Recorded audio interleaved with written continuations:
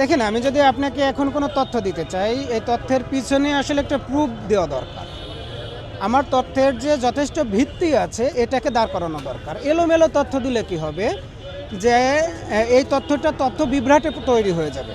আমি যদি এখন বলি যে এই খুনি ফয়সাল দেশেই আছে, সেনাবাহিনীর আন্ডারেই আছে, আমাদের সেনাবাহিনীর সবাইকে তাদের নামের উপর একটা কালিমা লেপে দেওয়া হবে। আমার কথাটা বুঝতে পেরেছেন? সেনাবাহিনীর এখন পর্যন্ত 99% সেনাবাহিনী শতভাগ দেশপ্রেমিক, শতভাগ দেশপ্রেমিক।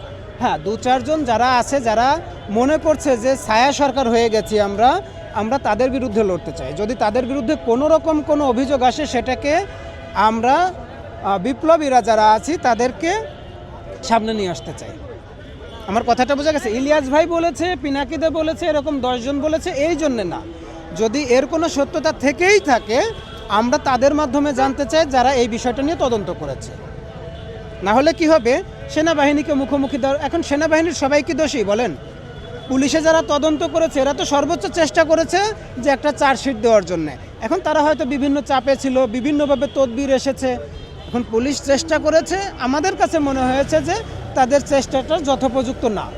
তারা আসলে চেষ্টা করে আমাদেরকে সঠিক পথটা দেখাতে পারে নাই, এবং এর ভিতরের যারা কারিগর আছে, হাদি ভাইয়ের হত্যার মূল কারিগর যারা আছে, তারা সামনে চলে আসলো না। এখন আমরা আইনি পথে এগোতে চাই।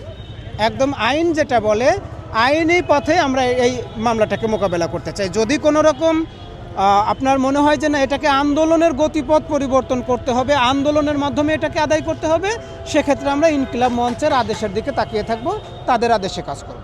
পুলিশ হচ্ছে আমাদের রাষ্ট্রযন্ত্র। তারা কোনো তথ্য লুকিয়ে আজ হোক কাল হোক, এই তথ্য লুকিয়ে আসলে তারা হজম করতে পারবে না। আমার কথাটা বুঝতে পেরেছেন?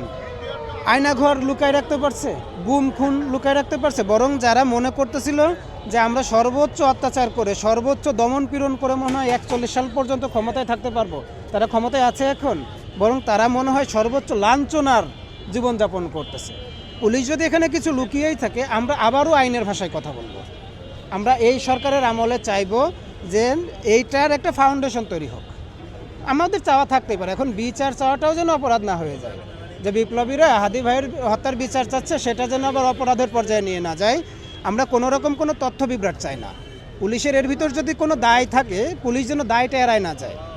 হ্যাঁ, সেনাবাহিনীর কয়েকজন যদি অপরাধী কর্মকর্তা কর্মচারী থাকে, তারাও যেন পার না পেয়ে যায়। কিন্তু আমরা ঢালাওভাবে কারোর ঘাড়ের উপর এটাকে চাপিয়ে দিয়ে দেশের ভিতর আমরা নির্বাচনের আগে অশান্তি তৈরি করতে চাচ্ছি না। আন্দোলনের মাধ্যমে এটাকে আদায় করা হবে কিনা, সেটার জন্য আমরা অবশ্যই ইনকিলাব মঞ্চের দিকে তাকিয়ে থাকবো। কারণ এই প্রতিষ্ঠানটা তৈরি করেছিলেন হাদি ভাই।